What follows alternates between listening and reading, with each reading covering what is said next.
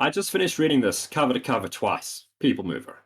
Been thinking that ever since Card's prose style comes across as very Russian, i.e., like Nabokov, or any of those sad Orthodox boys he describes, very mundane, day-to-day things with a sense of weight and gravitas, and in a way I don't think I've seen from modern or Western author before. Then it occurred to me that Card is Tlingit, Alaska native, and Alaska was settled by the Russians back in the day before the US bought it. Obviously, People Mover carries a lot of implicit colonial societal critiques, but do you think JDC was influenced specifically by the fact that the people who colonized his area were the Russians? Maybe. Just a thought. Welcome back to the Unreal Podcast, the internet's first and my kilt-wearing opinion for most podcasts on transgressive fiction, internet culture, and everything from 4chan that's actually good. And today, well, I'll withhold my opinion on whether it's good or not, but it is actually from 4chan. That's right. We are talking about People Mover by John David Card. It's a book about a girl. It's a book about a big gun. It's a book about how this girl uses this big gun to travel across the Pacific Northwest. And of course, I am not from the Pacific Northwest. I am from South Africa. And as always, I am Labuschagne, your host. And today, I am being joined by this delicious plastic wine glass of apple juice and fruit liqueur I am drinking because it might be medicinal, and I need that in my life. And it's also the only alcohol I have left in my room, and I couldn't be bothered to walk the 3 blocks to the nearest liquor store. And now I'd say this concoction pairs well with college desperation and real need to budget your spending, but I'm not pairing it with any of that lame stuff. No, I'm pairing it from an author from 4chan who is legit from the place that Card describes in his novella. I am here today joined by Zulu Alitspa, author of Modern Waves and several other cutting-edge novels. Welcome, bro. It's good to have you here. Hey, it's good to be here. I do have one minor correction for you, is that the book itself, People Mover, does not take place in the Pacific Northwest. Okay, it doesn't? No, I think it's the Midwest. It's the prairie country. Oh, shit. Yeah. I'm not from America. I'm supposed to be good at geography. Well... No, but seriously, I dropped out, and the Pacific is not my area of expertise. Rolling cigarettes, on the other hand, I'm pretty good at that. But we're not here to talk about cigarettes.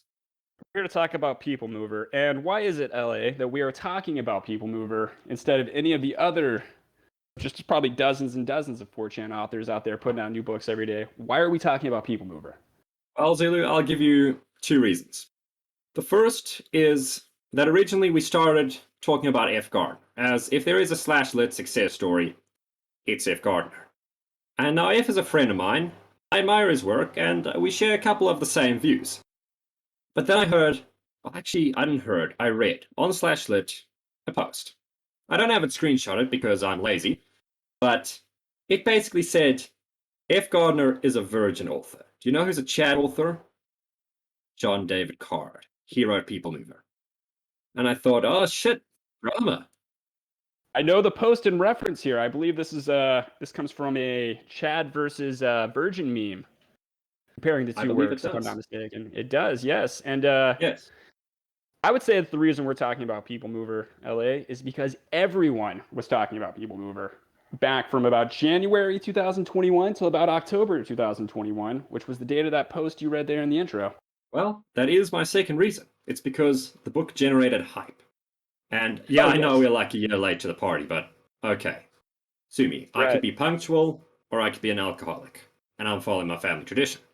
But no, I saw the post, and I thought, okay, this is a book that people are either reading, or they're getting angry about. And either way, that's engagement. So yeah, that's why I ended up choosing it. Right, and that post there does full a lot of praise for People Mover. That's imitating this kind of sad Orthodox Russian prose in a way that no other modern or Western author has ever done before. And then it occurs to this anonymous anon that Card is a Tlingit native Alaskan. And if you look at that other meme we were just discussing, it mentions that People Mover was written, edited, designed, and published in a 36-hour sleepless spree. And that is just a suspicious amount of insight into the creative process of the author that we're seeing here from these anonymous anons, isn't it?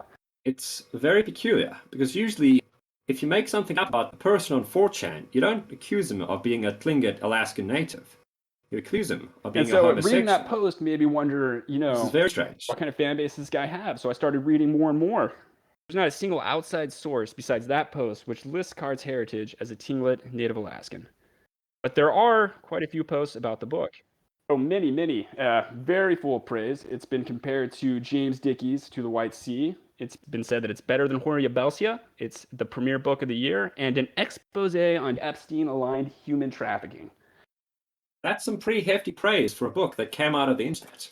That's a lot. That's got to be a pretty dense, the sentence by sentence, paragraph by paragraph level. That's got to be a pretty dense book full of symbology and just wonderful description and sorts of great things. Yeah, and isn't it incredible that he wrote this in 36 hours? Yeah, and that was 2 days. The very first commission of People Mover was from Card himself, and he mentions that he wrote it 2 days into the Hunter S. Thompson diet. LA, are you familiar with the Hunter S. Thompson diet? Don't do it if you want your life to be long. Yeah, it's a shitload of cocaine. And now, okay, dropping the sarcasm for a second, I fully believe this book was written in 36 hours. Oh, yeah, but that is not a absolutely. This is no Fahrenheit 451. That's kind of, let's get that out of the way. No matter what we had to say about this book, we both acknowledge it was written in 36 hours, and I doubt either one of us could have done better. I agree. I've tried, and I have NaNoWriMo failures on my belt to say, okay, look, I cannot make content this fast. I'll give him that. And I'm not going to be kind to this book, but I will say something. Card, if you're listening to this, and I fucking know you are because you responded to my post about this book on /lit. Okay, somebody wrote a book, and that's impressive. I mean, we hear a lot about this. People will still say to me, oh, GLA, you're an author. Isn't that cool? And I say, no, it means I smoke too much and I drink too much. And I do it in front of a keyboard sometimes. But seriously, it is an accomplishment, and doing it in such a brief time frame and making something that is readable is an actual accomplishment. Yeah, I mean, you can sit down and you can read through this book, and you know what's happening. I mean, it's not confusing, it's not baffling, it's not, you might have some doubts about events, but you're not doubts about what events are occurring. So, as a book, it functions. Yeah, it's got pages, it's got chapters, sentences, sometimes even paragraphs, characters even. So, in contrast to this very high praise that we've discussed, LA, what was your experience reading the book? Well, okay, Zulu, I'll be real with you here.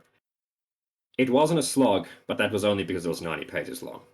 I do not think I've read a single book this year that has left me feeling less. I've read plenty of bad books this year. Some I've written myself. Not the ones that are available on Amazon. No, those are fucking incredible. But, I've read bad writing, and I've read great writing, and I've read some pretty okay writing. But this, unfortunately, just bored me. There was no point in the book which I thought, this is shit, and definitely no point in the book which thought, gee, this is so nice, I'm going to steal it and put it in that Word document I have for nice lines I can use in my own writing. None of that. I just read it and I thought, well, okay, that's done. Right. Because when you're reading F. Gardner, you're watching something like The Room, you can always get, at least a laugh out of just how weird and how bizarre and alien the point of view is. But out of this one, you're just... Yeah, it's so bad it's good. And sometimes... you're just kind of relentlessly kind of bored. Yeah. Yeah, I think that's one of the worst things, honestly, that a book can be, is just unremarkable. Because, if you're Gardner, and you're one of the people who don't like Gardner, you can at least say, okay, the dude has ideas, and he has an interesting style. Yeah. And if you like Gardner, cool. And hell, I mean, same thing with The Room, same thing with, Star Wars prequels. Even if it's objectively not good, if it's weird or they're doing something experimental, at least there's passion in it. You can say, I'm going to get something out of this. But with this, unfortunately, I didn't have that. Right, but one thing that did stand out to me was the main character, Helen. Now, why was that? Well, she's an interesting... well, first of all, she's the point of view through which we see the book. Yeah, Helen, is the protagonist. For reference, the book is written in third person, not first. But it's... I forget the term. I don't think I passed that class. But it's the third person where you follow one dude around and you see what they do, you see what they limited third person perspective. But the interesting thing with Helen, limited third person perspective as opposed to omniscient. But the issue with Helen is, well, there are many issues with Helen, but the one that stands out to me the most is not really her motivation. It's reasonable for a 12-year-old, but the space she occupies in the world. She's not a Mary Sue per se, because not every character likes her, and they certainly don't bend down and try and suck the proverbial dick here. But she is clearly portrayed as a very exceptional person in the world, like one of those rare souls that's too pure and good to exist. Except, instead of being pure and good, she's jaded and badass beyond her years and has a thing for every situation. Right, yeah. And the world seems to warp It her really up. does. And that's what we're talking. And you see this in the very first chapter. That one's actually from the perspective of a truck driver. She is sort of gang pressed into giving her a ride. So the situation is he's standing outside of a bathroom by his truck, right next to the driver's side door. Helen is in the truck stop bathroom. She has the gun with her.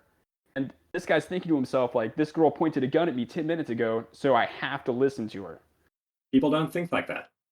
I've had a gun pointed at me. I don't think like that. Yeah, no, and that's the thing you keep seeing is like Helen is afforded this authority beyond not only her years, but like an inhuman level. It's a magnetic thing. Right, and on the right. one hand, there's nothing wrong with writing a character like that. I'll give Stephen King this. He did it very well. And the Captain Trips book, the main villain is portrayed exactly like this. And it works incredibly to create a deadly and chilling character. Absolutely. But the thing is, one, Card isn't king. And two, Helen is the protagonist we're supposed to be rooting for. Right, so to see right. this lethal charisma diffuses any tension in the situation. First, because you're thinking, move, idiot trucker, get in your car and leave before you get shot. And second, you're thinking, why do you care about her? She's gone. And it's kind of like she does have this kind of naive-ish sort of outlook on life, sort of childlike naivety, but you get that kind of you don't get this idea that it's Helen so much, but rather that it's the author himself who thinks this way. Yes, I agree. That's something I noticed as well. And you can see this at various points in the book. Yeah, you can see that basically Card either doesn't know exactly how this area of the world works, and basically the culture and how adults would react and act around things, or he's objectively ignoring that to try and write a book in 36 hours on a cocaine-fueled bender, which, fair enough. But Right. the end product betrays this incredible sense of naivete. Right, and it's kind of disturbing, but just not in the way that he wanted it to be. Right. Yeah. Yeah, it's like I'm not putting the book down and thinking, shit, being the child of Tweak is horrible, and imagine all the awful stuff you have to do to get out of that environment. And I'm thinking, bunch of fucking idiots in Montana. Okay, Montana. Montana is a different place.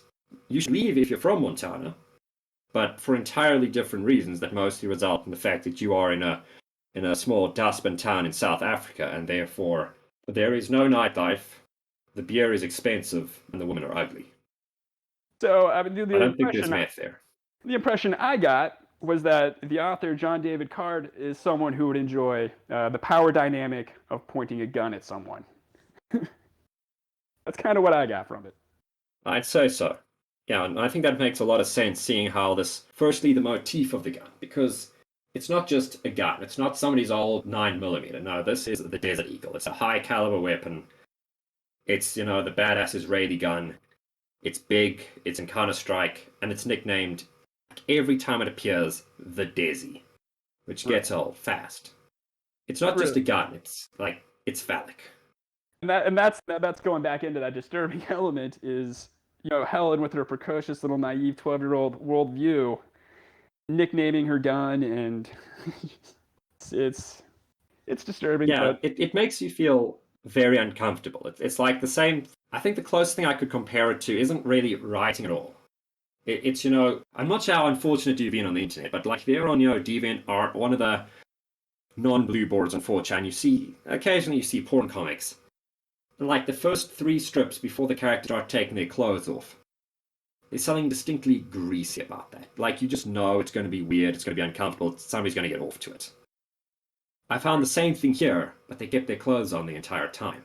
Right, I had to point that out, because it's a book about 12-year-old. I didn't get like a pedophilic undertone at all. I'm going to throw that out there right now. It's just Yeah, no, I'd say it's not pedophilic. Oh, absolutely. Like, Card isn't orgasming to this, but I'd say there's some kind of gratification. There's a power fantasy, not a sexual fantasy in this. Right, but again, that at the end of the day, that's the one standout aspect of the book, and you're even really then, it's not. You're not going to put this book down and be like, I just read a serial killer's manifesto. You're going to be like, Yeah, yeah, it's not offensively unpleasant in the way harassment architecture is, or let alone with the Turner Diaries is. right. It's almost like this guy wishes he was bold enough to be a serial killer. It's kind of the impression you get. Yeah, it's like he's on the sidelines rooting for people with the conviction to do this. Right. Yeah. And so that brings us into something, in my opinion, Well, far more fascinating than People Mover. It's the author himself, John David Card. all right. Right. So who is John Who is David this Card? guy? Yeah. Who? Well, okay. The one thing I know so far, he might be an Alaskan native. He might be, Maybe. according to that post. He might be from the Tlingit Alaskan Native. That's a tribe here in my not really home area, but the Pacific Northwest out of Alaska. Something interesting about that tribe, they practiced hereditary human slavery. Oh, nice. How tasteful, Yeah, that's, you don't really hear a lot about that, but yeah, there was nothing on Wikipedia about the conditions under which their slaves were kept, but now they kind of moved on. They didn't go onto reservations. They've hung on to their identity. They've integrated mostly to society. So I suppose it is possible that two Tlingit Alaskan natives might have, decided to go to Australia, where they then had a son named John David Card. His Card is Australian, isn't he? Yes, yeah, he's from New South Wales, isn't he? Yeah, I believe so. That's a very strange ethnic combination. It really is. Yeah, it's almost like that's implausibly strange. Well, not. I've heard stranger things, I suppose. Yeah, if you live in SA, you find like roll the dice ethnic combinations here. Like last year, I met a chick who was, I think, like 1/4 Swedish, 1/4 East Indian, half Chinese. It's three I quarters. just think, all right, cool. Oh wait, no, never mind. Yeah, I mean, it's if he's not, why pick that tribe though? If he's not, Yeah, it's like I've never heard of them before. They weren't an EU4. and that's what makes John David Card so captivating is because it's like every little detail you learn about this guy, it just raises more and more questions. Yeah, it's like I don't want People Mover as a book. I want John David Card as a book. I want this guy's expose. Right? Yeah. It's almost like an ARG trying to piece together who the hell this guy is based off his interactions on 4chan. Right. So we talked about obviously the Pacific Northwest. We've talked about Australia, but apparently he's involved in some degree with Georgia. You familiar with that little Are we talking anecdote? Georgia the state or Georgia the Caucasian nation? The United States. Right, right. Right. Okay. And that is where John David Card allegedly died on February 8th, 2021, the day after releasing his expose on Jeffrey Epstein-aligned human trafficking, People Mover. Yes, because of all this thing that this novella is, I would have definitely described it as an expose on Jeffrey Epstein's human trafficking industry. Right, and John David Card, if you're a follower, you probably realized that he did not die on February 8th, 2021. No, I've met him. He was definitely alive. Right, so that's another one of those curious little things. Yeah, this is extremely bizarre. It just keeps going. It almost makes you want to ask the question, like, how many of these posts on 4chan getting all this, like, John David Card trivia, where there is no other source of this online, is just John David Card himself. Right. There's his Instagram page. There's where he posts some poetry and some pictures, and then there's what he posts on 4chan. There's no like central repository of John David Card knowledge where people could be getting this little factoids. Yeah, no, it's kind of weird, especially since then you think, well, if he's telling us all these little factoids, how much of this praise for this book on /lit is also just him same-fagging himself? Right. Well, there are a few other reviews. I gave you the highlights of what 4chan feels. There are a few other in there. It's a literal scam book. One reviewer on Amazon said, I unironically threw this book away. A lot of people just telling Card to stop shilling. Pretty scathing. That's pretty scathing. Yeah, I find that there are no mixed reviews on this book. You either think it's brilliant or you didn't read it. No, that's definitely what I've noticed. I found like 1 or 2 balanced books like trudging through the Amazon pages and the Goodreads, which granted aren't very populated either. But yeah, I thought it's like either you shill this book or you have nothing to do with it. There's no middle ground. There's no one really saying, I give it like 2.5 stars. But Card is not just an author. Yeah, Okay. What else is he if into? you'd seen his Instagram, you'd know that he's a painter, he's a poet, he's a photographer, he's a sculptor. Oh, that's impressive. Yeah, and Real Renaissance man. yeah, and what's really interesting is that he is actually good at all those things. Okay, now that's very interesting. Yeah, well, I don't know about poetry. I don't know enough about poetry to judge his, but I like his pictures on his Instagram. I like his photos. That's good. That's good. Very sad, very melancholy, sort of foggy landscapes there in what I presume is South Wales. Pretty good stuff. I mean, I take a lot of pictures like that myself. Don't have an Instagram, but Now, that is one thing that I did notice about the book. It didn't really, strike me or anything, but the book definitely did try and, tug on your heartstrings. But speaking of People Mover, I'd almost say that that was to its detriment. Because I found that this sentimentality was paper thin. Half because Card doesn't really develop the ideas properly and make them personal or specific. Right. It's like he says, oh, look at this poor girl. She was the child of meth heads. Feel sorry for her. There's no... What did she particularly experience? Did they, put cigarettes off her on or something? Was she sexually abused? Did they beat her around the head and neck with a broken bottle? None of that. right. And then there's this kind of, that raises another point too, because her main sort of moral compass, her main sort of moral role model is her grandfather. It's the Colonel Barenhurst. Yeah, this badass war veteran who kept the family together, and when he died, his parents immediately got addicted to meth. So this is the guy that raised these awful, it's just. But again, 36 hours. That's probably something he would have thought of if he had gone back to it, and he did go back to it. He did, yes. You may know it was commonly mentioned that he had the professional publishing contract for People Mover, and that there was going to be an updated release in Q1 of 2021. And so you would have expected, an announcement when that happened, something of that respect. I would have actually. Yeah, seeing as how hard he showed this before. Yeah, and I assumed actually that it did not happen. I don't know when the fiscal quarters are, but I assume we passed number 1 already for this year. We definitely have. So I assumed, that was just a lie. But as I was sort of clicking around on his other works on Amazon, I came across there has been a new edition of People Mover released. That was on January of this year. I forget the exact date. I have because I only found it last night. But that's something. I think it was February 7th. That's what I'm seeing. Okay, yeah, you can open it up. I did compare it a bit. What I could see from the first few chapters, it was the text was the same, but it was formatted a little better. It flows a little better. But one thing that struck out to me is that this new People Mover is like 191 pages? Ah, so it is. One thing I immediately have to ask then is, on the front cover of this, it still says it's a novella. 191 pages in a novella, that's just a book. Right, yeah. Page counts are, who knows, maybe he just increased the font size, but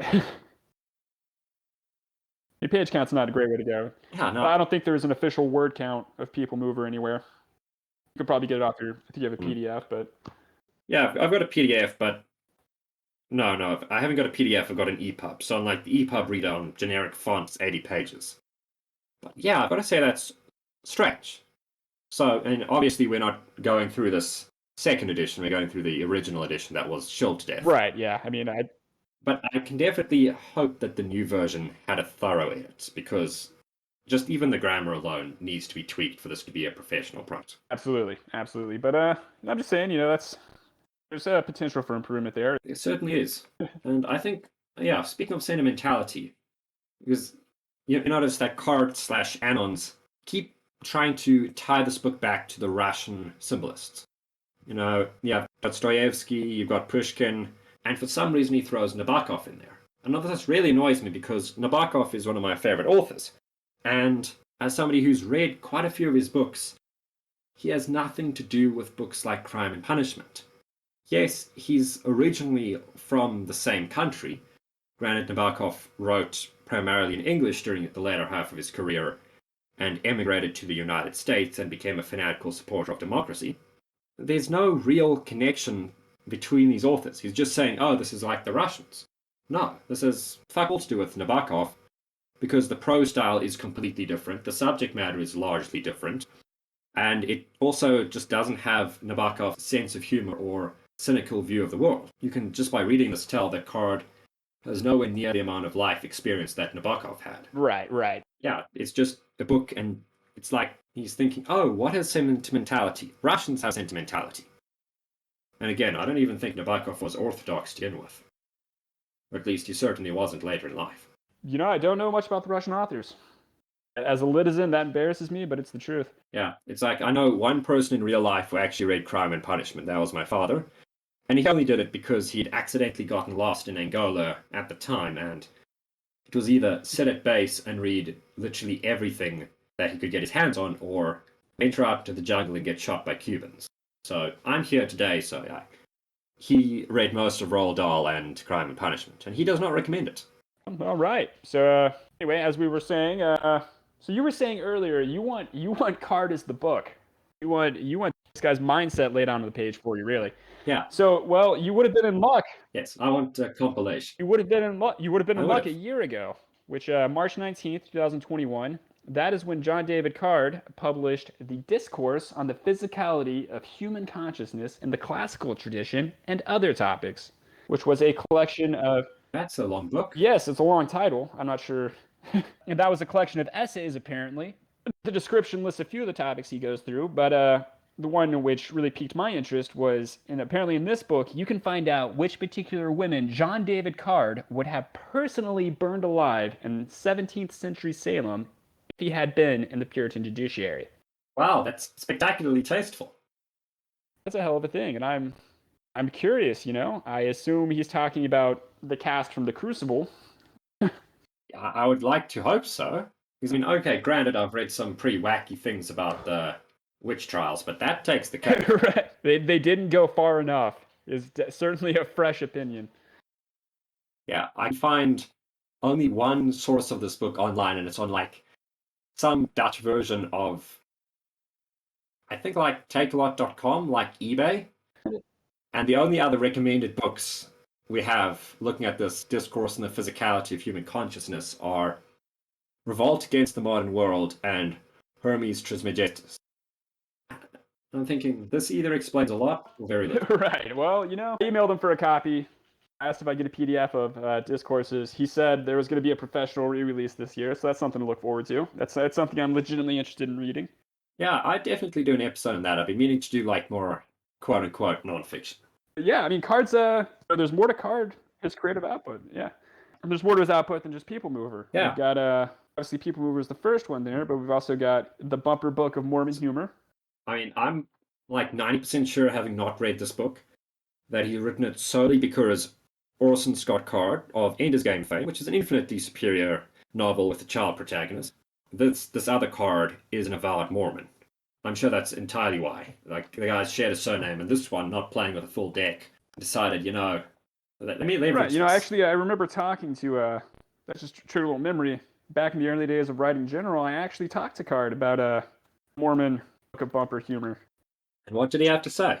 No, I just did like a copy pasta meme reply, so... And apparently there's another book as well, Box Kicker, which focuses on Helen's grandpa, who is apparently, the coolest dude Right, ever. yeah, this is it's billed as a sequel, but from what I was reading, it seems more like a prequel. Is the opening scene is I believe he's a reporter, he's on his way, he's just heard that Colonel Joseph Barenhurst has been accused of murder. So he goes over there. I stopped reading at the point where he's like arguing with the police officer about whether he can go in. Yeah, arguing with American cops never seems to end well. Right, yeah. Well, who knows? Yeah, but going back to the topic of People Mover, another thing that really struck out to me, and I'm not sure if you could share the sentiment, is the sheer Americana in the book. Like, this is not a book which could have conceivably taken place outside of the United States. Well, apart from the short road trip to Canada. It's very much an American book, and you see this fetishization almost of the trucker profession in it. My dad was a trucker. My uncles were all truckers, briefly. I was kind of raised a bit in that culture. And it's a depressing kind of lifestyle. And he does manage to accurately capture that. Like you say, that was something I was kind of thinking about is why does this guy from Australia decide to sit down and write a book about America? And specifically about something that isn't glamorous. Like, yeah, I suppose meth heads, you have Walter White. You have Breaking Bad, and it sort of at least made the whole addiction seem, interesting, scary, as opposed to unpleasant, scary. Right, But truckers, there's no Netflix series on truckers. Well, we had Ice Road Truckers, but again, That was more about the ice road, I think. I remember asking my dad about it because I was thinking about it at one point when I was younger, going into a career as a truck driver. And he was like, dude, it's just the most boring shit on the face of the entire fucking planet. Yeah, I mean, I know one trucker IRL, and okay, not IRL, I met him online. Most truckers in SA are stereotyped as having AIDS, which is unfortunately relatively true. But no, the guy I met online, the way he dealt with the boredom of the open road was not, music or radio. It was to set up a small TV on his dashboard, play porn through it, and then eat while driving so he wouldn't fall asleep. Really? Yeah, he timed it so he would come just as he drove into the truck stop. I wonder why. He was a serial killer. Ah, Nice guy, Trucker Mike. yeah, I've driven the full length of the United States 3 times, and yeah, it's the freedom of the open road. I don't know about that, man. It was mind-numbingly, unrelentingly fucking boring. Yeah, no, I mean, I've driven around SA and it's like, you don't want it to get interesting because when it gets interesting, it gets dangerous. Yeah, it's but the road trip is such an American coming of age cultural institution, is that everybody's expected to do it at one point or another when you're in high school, when you're in college. It's always made out to be this hugely like romantic learning experience, but it's just boring. It's like the real coming of age is, can you put up another guy 12 hours on the road, day in and day out? Because if you can do that, you're an Yeah, addict. it takes a lot of fucking patience. I remember the time I had to drive down to Durban. For reference, Pretoria, where I currently stay, is one of the capitals. Durban is another major city. It's like the surf capital of the country, and it's about a 9-hour drive, so you can do it in a day, which we did. It was shit. Not only because it was this huge, coincidentally trucker-based protest, which glued up like the one mountain pass between Pretoria and the KZN province in which Durban is located. But because you had to sit there, and I forgot to download any music because I just installed Spotify, and the car had one Johnny Cash CD. Man, I wanted to jump into a ring of fire when we were done with that. It's just fucking. But enough about that. Yeah, no, it's a harrowing experience. And I was gonna say one thing I liked about Box Kicker. One thing that I thought was interesting, not so much as a book, but as a sequel to People Mover, is the Colonel Joseph Hurst is built up to be this great, fantastic guy, this big, casting the shadow over the whole narrative, but you don't actually get to meet him right off the bat. So the book just talks about, or at least the intro talks about how cool he is, how awesome he is, all his military exploits, and you just show me the guy. You kind of open up Box Kicker and kind of like, okay, oh, this is the guy. We're gonna meet the guy, and then the reporter goes over there to meet him, and you got all you see is the outside of his house, and you got the line of cops out there. So it does keep the suspense going. Yeah. Well, I'm glad to see that he's improved. Actually, I'd be worried if he degenerated. I think, if I'm not mistaken, he wrote that one. So People Mover was what, February 8th that year? Yeah. So Box Kicker was March 23rd. So about a month later. My next question, how much cocaine did he use to write? I don't think he did any, if I'm being totally honest. I'd be shocked. He doesn't seem like a cocaine user, as someone who has a... Yeah, no. I've seen pictures of this guy, and okay, yeah, don't judge a book by its cover, because, case in point, People Mover actually has a very nice cover. But also, because he just looks soft. Looks like a sad boy. He looks approachable. Like a sad boy of South Wales. Yeah, he looks like the guy who would have an art-themed Instagram, which he fucking does. Right, yeah, he doesn't look like he doesn't look like the sleazecore kind of like I don't have a post right here to reference, but he seems to kind of go back and forth in what kind of image he wants to project.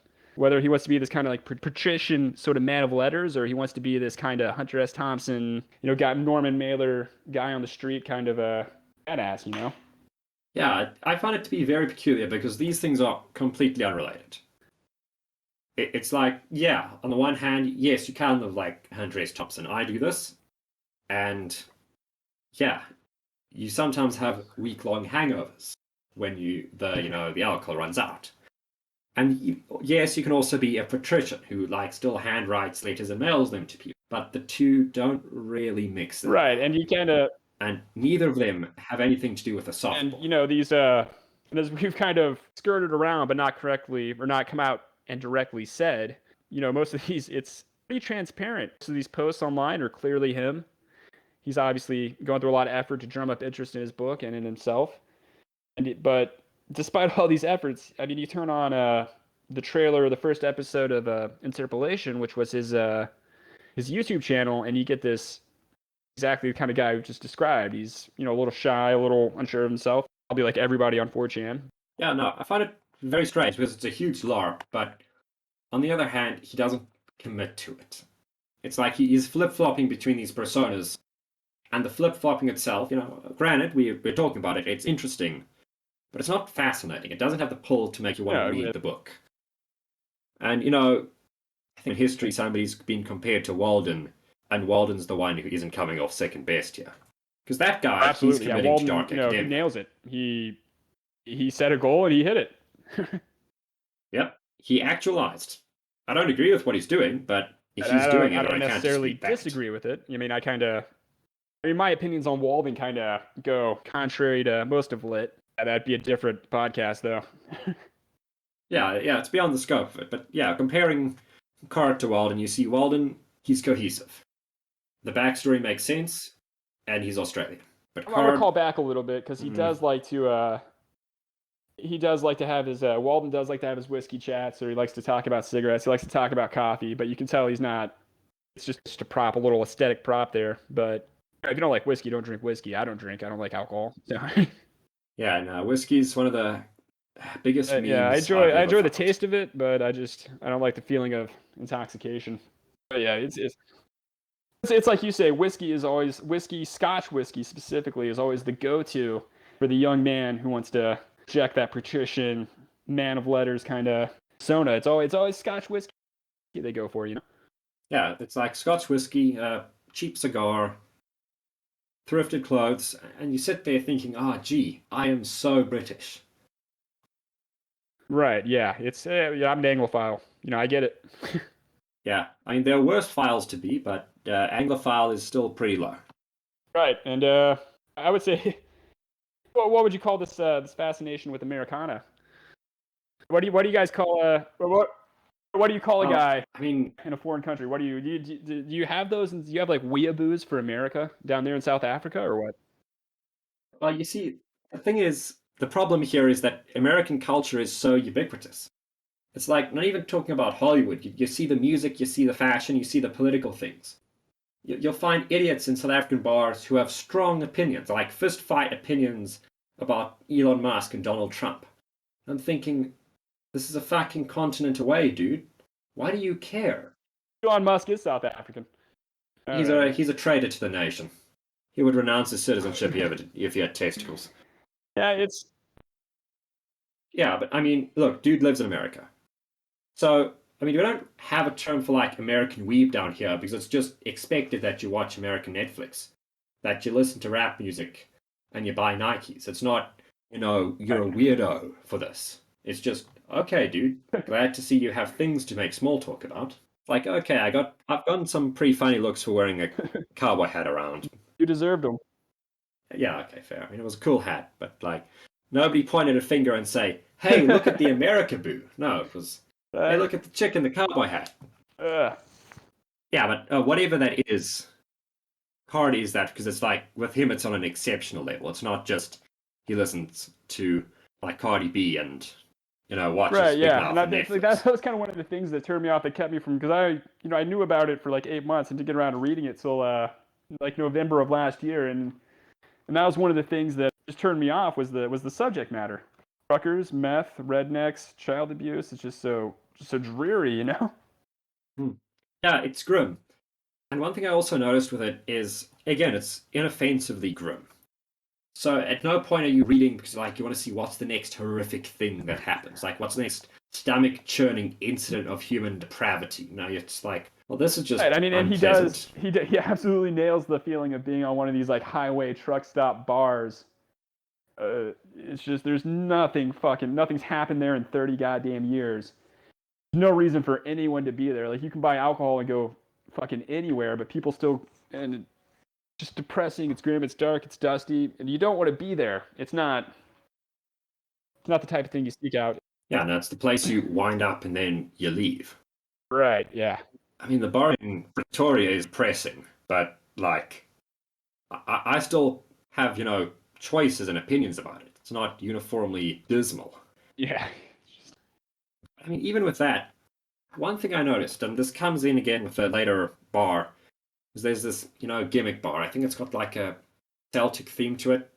Honestly, I don't remember, and that's exactly of how much an impact the theme makes to the story. Is that Helen winds up in like might be Oregon, might be British Columbia, it doesn't matter.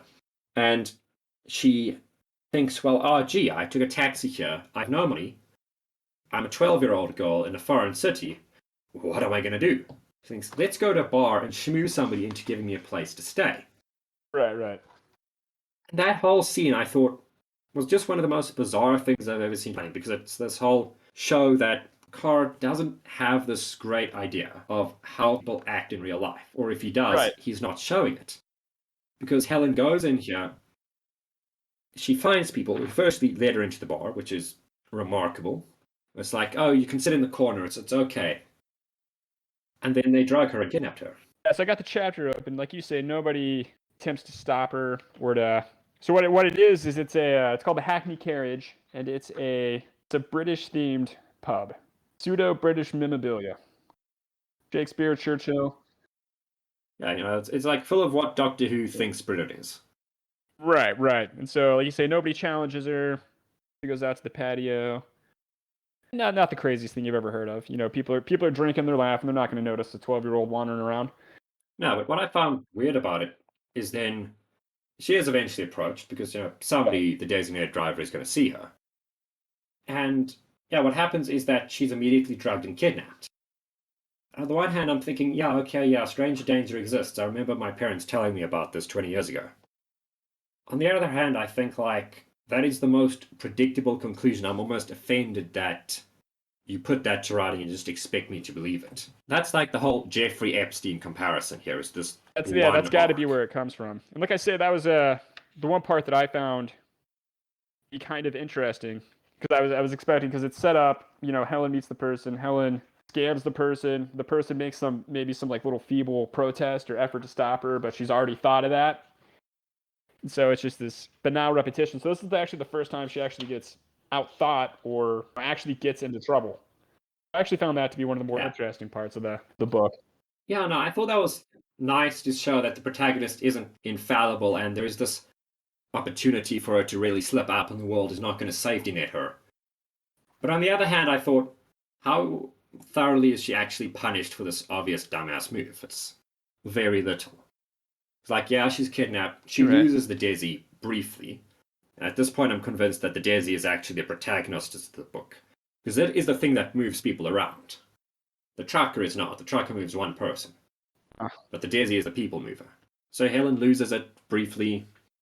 She gets roughed up a little. Obviously, she's traumatized. And then she jumps out a window, escapes, and that's it. Not even her tweaked leg is actually going to inhibit her for the rest of the story. Like, I'm looking here. Okay, so the woman tries to chase her, tries to shoot, but apparently they had unloaded her gun. Yeah. That's when she meets Ralph. Yeah. It's her little schoolmate friend. Yeah, and I gotta say, I found that to be like the most insulting bit of the book. It was like, on the one hand, yes, I like to see characters that come back and things that are foreshadowed. But I also found that the foreshadowing at the beginning, when Ralph is introduced, was so weak. Because we're not shown the interaction that Helen has with Ralph. Because she basically manipulates Ralph into giving her a ride across town to get to, like, the truck stop, where she begins her journey. We don't see that. Right, and that's we're just told it happens. It was already a missed opportunity. Yeah, that's that 36-hour thing that we were talking about. And then we see Ralph come back later again. It's this betrayal of the author's thought process. Okay, shit, she's in Canada now. She's absolutely screwed. What does she do? How does she... Oh yeah, there was this kid who helped her before. He's in Canada now. And I'm thinking, I would buy this if this was mentioned and the scene was written out previously. It's just... But as it stands, I think, come on, dude. She just got lucky. Yeah. Like, he just wrote himself into a corner. So, what do you... He hasn't, obviously, really worked up, like we said. He hasn't worked up much of a reputation for himself. He hasn't really got much of a fan base. There's a couple pictures of girls posing with his books. One very strange-looking young man. But, what do you see in the future regarding John David Card? Well, Zulu, speaking of the future for Card, I think I'll say this much: he has potential. He wrote a book in 36 hours. Okay, it's not a good book, but it's a book. He's produced other content, and I'd be interested to see what happens with Box Kicker. Right. Because I think if he actually sat down, edited the book, had it proofread, did multiple drafts, this could be a good book. It could hypothetically fill up to that Anon's boasting in the beginning that this is better than To the White Sea. Because I think I've read some stuff by James Dickey, and yes, it has an identical Goodreads rating, but James Dickey is also an award-winning and best-selling author, so somehow, despite the 3.8 stars, Right. he's doing a lot more than Card is. So I think maybe the new version of People Mover, which is coming out, has come out, exists, is a better book. I would like to hope so. And I'd also like to think Oh yeah, we that the definitely, new like I stuff said, we will both be said better. we're interested in reading this discourses on the physicality of human consciousness. Hopefully, Card will put that out, or some portion of it at least. But Card might actually be leaving the world of writing behind. He might be going into YouTube now. Did you see that? I've heard of that. I have more competition, apparently. Yeah, Interpolation with John David Card. He's released a couple trailers. He's released Yeah. one full episode. He did claim in a thread on Lit. None of that's up right now. Yeah, and I'm searching, I'm seeing nothing. The trailer was interesting. He mentioned one point that he wanted to be a teacher, or that he had gone to school for teaching. Yeah, no, it is bizarre. I think perhaps a new venture would work for him because clearly Card can generate hype, and as somebody who accidentally became a YouTuber, hype is important. Like getting people talking about content, even getting clicks, helps a lot. And I think it's going to help him a lot, that skill, in YouTubing, because getting Right. clicks in YouTube can be done for free. But getting people to actually buy a book, especially a $10 novella, is a lot more of a challenge. Absolutely. It's like what do you say? He's got nothing on his channel right now, but he's already got almost 2,000 subscribers. Strange. Obviously, That. people are interested in seeing what John David Card's going to do. So Yeah, I'd like to see what he's going to produce. I'm invested in the story, and well, I don't think he's exactly the Chad compared to Gardner he would like people to think he is. He is definitely a lit story. he's not getting that Success self-image across that he notwithstanding. wants to, but he is getting people's interest. That does, and that's another of those interesting things. Is he said he wanted to be a teacher, but he found the classroom conditions weren't conducive to whatever it is that he wanted to do. God knows what the hell that could have been. And, so it makes you think. Obviously, this guy's been to college. He's had some kind of like postgraduate training, and he's had a bit of experience as a teacher. So you would think that Card was what 29, 30ish, right? Yeah, I'd guess, like doing the math, at the youngest, probably about 25, 26. So in one of his books, one of his nonfiction, this is called Some New Words, 100 Practical Neologisms, Their Definitions, and Their Etymology. That's incredibly pretentious. Yes, in the introduction, he describes himself as a member of Generation Z, as a Zoomer. I don't buy that. Huh. No, it's like, if you... Well, I'm not sure how long an education degree takes in Oz, but in SA, that's like a 4-year degree plus postgrad if you want to really get, a decent position. So, like, presuming you leave school at 18 like normal people do and you don't drop out like me, you'd be at least like 23 to actually be a teacher now. Plus the fact that he's had experience, he's Right. clearly done other stuff. You'd have to be at least, 25 to Right. really live out the story. And I'd say maybe that's on like the absolute upper end of Gen Z. Yeah, that's where I am. And I call myself a millennial. Right. Yeah. I mean, I definitely call myself a millennial, but and that's what I'm talking about, man. It's like every little detail you learn, or every little bit that he shares, just raises so many more questions. Yeah, it's like if you're gonna lie to people, be consistent, or And else I can't even you end find up with a this. full list of the books that he's published. You'd think that if he was really, serious about doing this, he'd put them on Amazon, or at least if he's not selling them, there'd be a good read page up. Any asshole can make a good read page. Yeah, and I've made good read pages. I'm remembering. Obviously, he's got the ones that we've talked about listed on Amazon. He's got a box kicker wasn't listed there, but that was in the thread. There's something called it's some fucking native word. Oh yeah, wasn't that tip of my tongue? Yeah, that Salchan? Salchan? right. The yeah, name of the yeah. mountain And he from People describes Mover. this as a series in one post, which I think was like copy pasta. Yeah, no, that's one thing I found with People Mover that, well, I would have dropped the book with that, granted, but it was also like the final 3 Right, pages, yeah. so I just had to tough it through. Because Helen does reach this mountain with the presumably Tlingit name. If it's like Hyde or something, I'll be very annoyed with him. The protagonist reaches this mountain, and that's Right. apparently where badass grandpa is buried. And Helen just buries, the jar of ashes and the journal thingy she's had, and the Desi. And at that point, I just looked up and I thought, wait a minute. She's in Alaska. She's 12. Now unarmed. And I think like the granddad mentorship magic is running thin here. How the hell is she not going to freeze to death in the wilderness? Shit. When does the book take place? Is that mentioned? I'm fairly confident it takes place in like the late 2010s, early 20s. I mean, time of year. I can't say for certain. Yeah. Oh, time of year. No idea. I think it's probably summer because just judging by two of the outfit descriptions, in Montana where it does snow, the trucker is just wearing a t-shirt. Right. Yeah. So like presumably it's not that cold. Though obviously it Yeah, does it's get contrary to the colder up in stereotype. I was Canada gonna say, and in Alaska. Car's defense, contrary to the stereotypes, it does hit the 90s, whatever the hell that is in your Celsius, in the middle of summer. So Yeah, that's like late 20s. it's kind of one of those things where it's like the tone is out of step with the image, and that we got this tone of hope and redemption and contentment and closing the book on the past, and it's this scene where this young lady has just stranded herself. Yeah.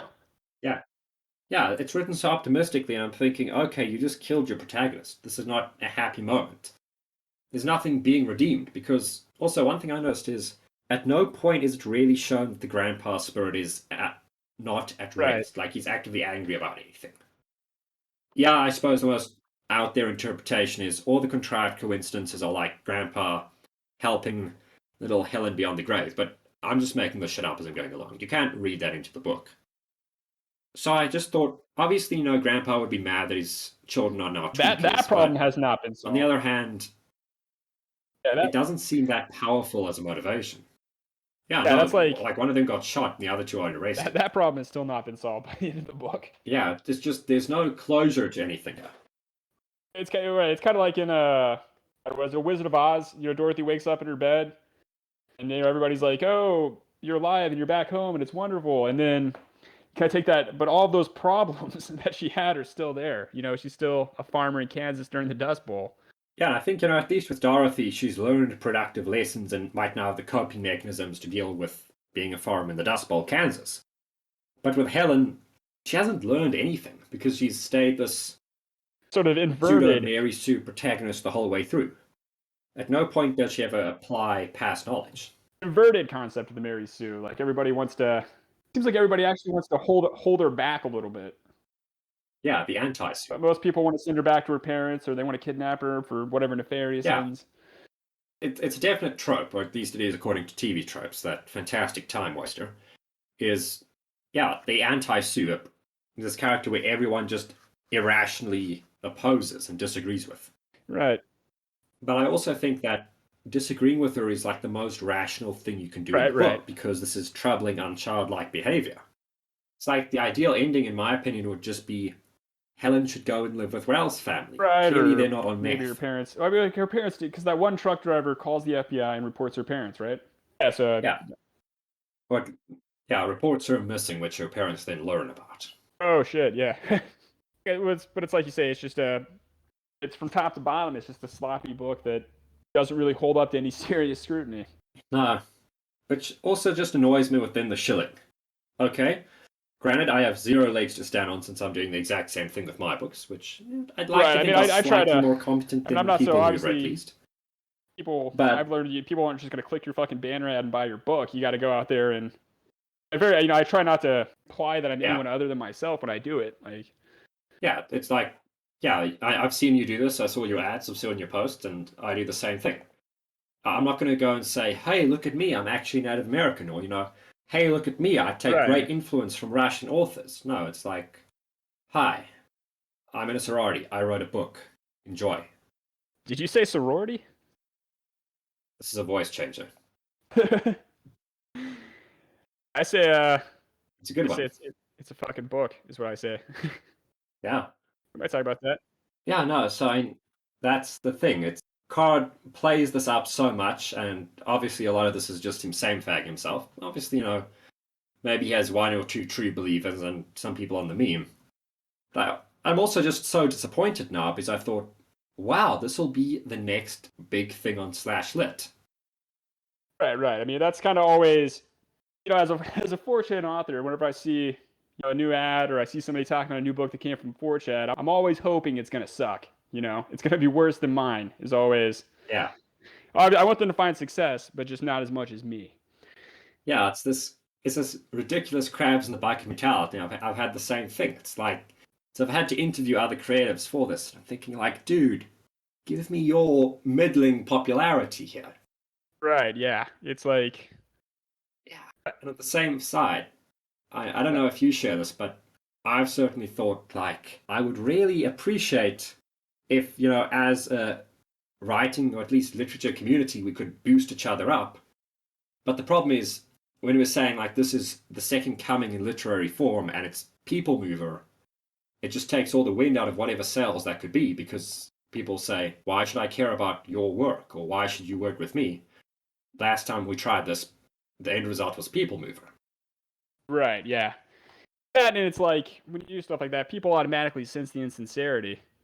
And then that comes that other kind of unpleasant aspect is like, we talk to each other, we want to help each other with our books, but we're all amateurs, and none of us can really afford an editor, so it's like you can't really hype up some of these books without being dishonest. It's like, that's kind of what hobbles us. But I do think that Card, he's an interesting figure in the world of 4chan authorship, because I think about the first 4chan author, think about F. Gardner, right? Yes. And well, I mean, the first was the Behead All Satan's guy, but like the first of this movement, yeah, it's Gardner. I mean, I was going back reading through. There's it would be impossible. Which one's the first 4chan book? It's impossible to tell because one, Amazon doesn't let you sort it that way. But people have been writing. 4chan is writing.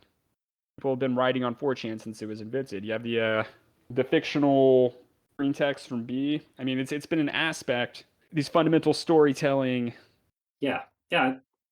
That's one devices. Thing I've noticed. Suspense, setup, payoff. 4chan, even the most degenerate whatever video game board. I don't know that many of the boards. Most pornographic, GIF or whatever. You'll find people writing these volumes and volumes of posts. So 4chan is about writing, but there are a few early collaborations, compilations, that sort of thing. I know in the past, Quentin, who does the book club, he did a book, but I forgot the title. So, like I said, you think of F. Gardner as being the first. He was certainly the most assertive. Yeah, he figured out you could advertise a book on 4chan. Right, yeah, which was groundbreaking, I guess you could say. Yeah. Apart from Ogden Nesbitt's Eggplant, that's literally the only time advertising has actually worked on 4chan.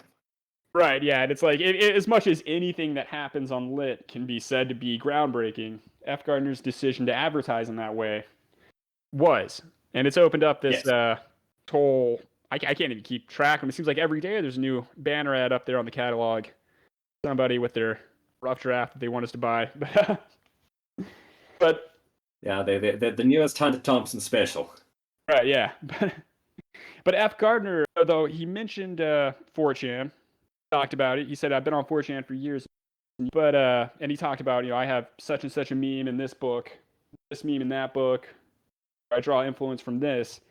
But John David Card was the first, in my opinion, to really attempt and elevate this concept of the 4chan author and being sort of its own niche genre. His memes. Yeah, I would agree there, because, another thing you see with Gardner is he's obviously a channer, and you can see the influence in his books, but he doesn't wear it on his sleeve. Apart from like his 10th Call of F. Gardner, which is very obviously taking the piss out of Lit. I mean, Butterfly appears in the book. Right, yeah. Butterfly. Right, yeah. He doesn't say, oh, look at me, I'm 4chan, I'm from here, look at me, how cool I am. It's like, hey, dude, here's my book. Well, I was able to track down some of it. You see Card was the first. He talks himself up. Well, we talk about that. We're talking about that meme, the Chad, the virgin Kala crocodile versus the Chad, and you can see how it's loaded with. You got Kino, you got the Queen of Bee. This is our book. It's obvious that he's attempting. I would say Gardner wants to have his own identity as this author who works with 4chan, whereas Card was attempting to become an aspect of 4chan, become a meme in and of itself. Yeah, and the problem is you can make yourself into a meme, but it's not going to be the meme you want it to be. No, it's obviously that didn't pan out for him. Like the only two boards I've seen that have really gone out of their way to create products based around their common identity as a board on 4chan are probably /TG and /MLP. /TG because, it's sort of tabletop role-playing culture to do custom stuff, to homebrew. So, I mean, they have the 1D 4chan wiki, which actually, if you can ever track it down online, because it's constantly like getting shadow banned. They have some genuinely homemade content that is identified as part of TG. It's been very poorly reviewed, granted, and I would agree with those reviews. But they've made multiple things that the community generally agrees. We made this, this is ours, this is a 4chan product. And similar, but to far lesser extent on /MLP, because the community around a show that hasn't existed, or at least been running for like 5 years now, it's going to be pretty small. And so you've got a bunch of die-hard lunatics constantly cranking out fan fictions and taking credit for it. But yeah, Lit doesn't have that kind of focus and target market because, it's the literature board. It's not something more niche like My Little Pony, or even the relatively still quote-unquote niche of any RPG that isn't Dungeons & Dragons 5th Ed, and any card game that isn't Pokemon, Yu-Gi-Oh! Or Magic. Those things are at least small enough communities. Yeah, and so what I was gonna say is Lit just doesn't have that culture, doesn't have that same internal kind of meme culture that other boards have that you see on R9K, or that you see on Fit, or that you see on Pol. If you look at the Lit humor threads, it's the same for 40 posts over and over again from 10 years ago. Yeah. I think another big issue with it is also just the topic. Because, /TG, as we've established, it's quite close-knit. And even with Fit, it's like, if you're looking for bodybuilding advice on 4chan, you're going to be a kind of special kind of guy. Right, yeah. But literature, philosophy, religion, these are such huge topics. I can say I read literature, but when was the last time you saw somebody on /lit talking about Muriel Spark? Never. Yeah. One of the greatest Scottish authors of all time. Never mentioned. So it's things like that the topic is so broad, you have such disparate groups of people, I think. Right. I mean, you get the most active threads are always some random screen cap of a news, some screen cap from a different board, a news story, something, and just books for this feel.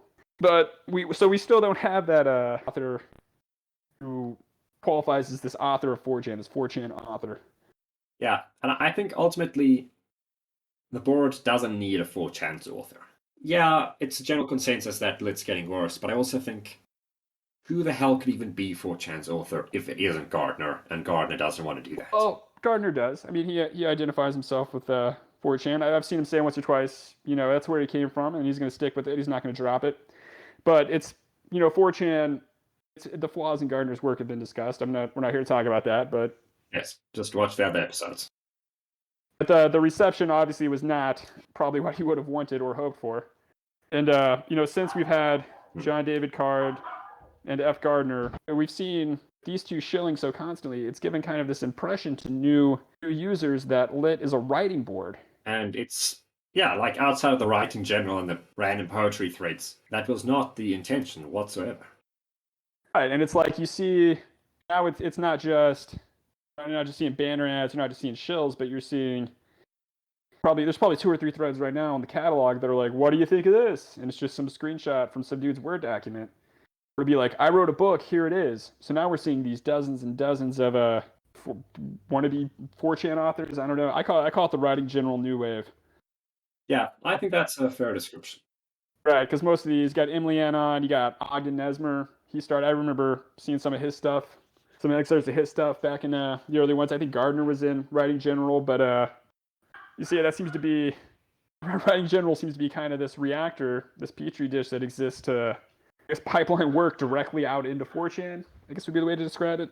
Yeah, and I mean, I'd say that while the Unreal Press, this is still like the flagship product of, it's also a part of this because, granted, we did start earlier. We started in 2020 before this new wave kicked off, but we're trying to surf it as much as everyone else is. Like I said, I've advertised my stuff on the board, try to get it out there, but I mean, it's just the interest just isn't there.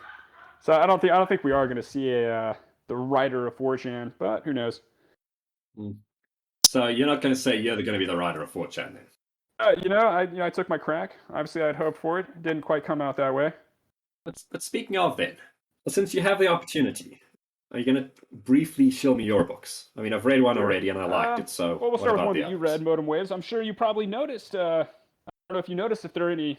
It's something I didn't really do intentionally. I didn't pick up on until we started doing this, but there are some parallels between Modem Waves and People Mover. Both same general part of the world, yes. Both have a female protagonist at some who point. pulls a gun on a truck driver. What am I telling you? What are you telling me here, Zulu? No, I just thought it was interesting. Yeah, no, it's like sometimes parallels happen. I think what a lot of people might not necessarily want to admit is they happen because these motifs are so effective, even when they're sort of bungled by people like Card. Pulling a gun on a truck driver is still a striking scene.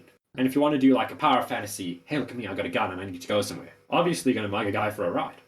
Right, yeah, and I think I'd probably handled that a little more realistically. I mean, like I said, I've never had a gun in my face. So I don't know. I think I handled the guy's reaction a bit more realistically.